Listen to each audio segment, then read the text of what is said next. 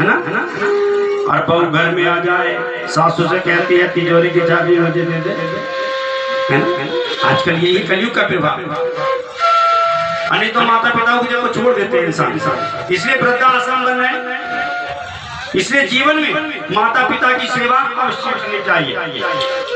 लेकिन नारद जी कह रहे हैं ये कलयुग का प्रभाव है। मैं गृहस्थों के घर गया, माता पिता की सेवा तब तक है जब तक माता पिता उनको खिलाते हैं, जब तक दाम उनके पास होता है। नहीं तो कहते चलो किसी वृद्धाश्रम में छोड़ आएंगे।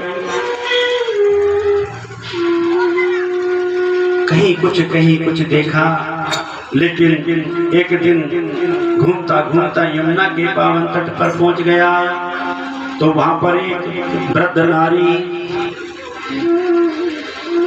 और पास में दो जरा अवस्था में पुरुष पड़े थे। किन अवस्था में? और मैंने सोचा क्या कारण हो सकता है, लेकिन उस स्त्री ने मुझे बुलाया और कहा भो साधु क्षणम तिष्ठा, ये साधु सुनो, ये साधु सुनो। अब मैंने सुना, नारद जी कह रहे मैंने सोचा स्त्रियों के पास संतों का क्या काम, अगर जाऊंगा संसार क्या कहेगा। लेकिन उसने बुलाया भो साधु क्षण, एक क्षण के लिए हे महात्मा मेरी बात को सुनो, हे महात्मा मेरी बात को सुनो। संत का हृदय नवनीत होता है, मक्खन जैसा होता है। नारद जी कह रहे हैं ऋषियों में चला गया। मैंने पूछा क्या बात है, आप क्यों परेशान हो, क्या दुख है, कारण बताओ, अपने दुख का क्या कारण है, मुझे विस्तार से बताओ।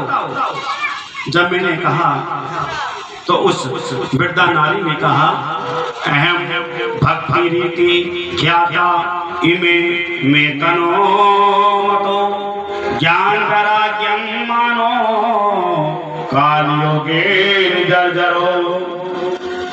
कि मेरा नाम भक्ति देवी है और ये दो सामने मेरे जो जरावस्था में पड़े हैं बूढ़े, इनका नाम है ज्ञान और वैराग्य। क्या नाम है?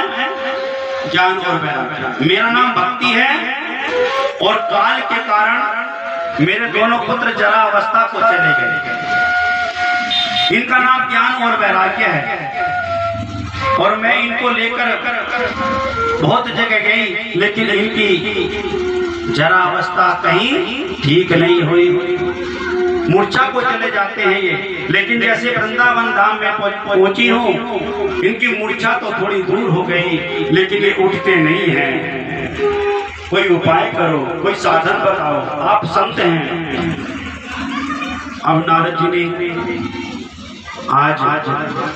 जी ने वेदांत पढ़ाया, गीता का पाठ सुनाया,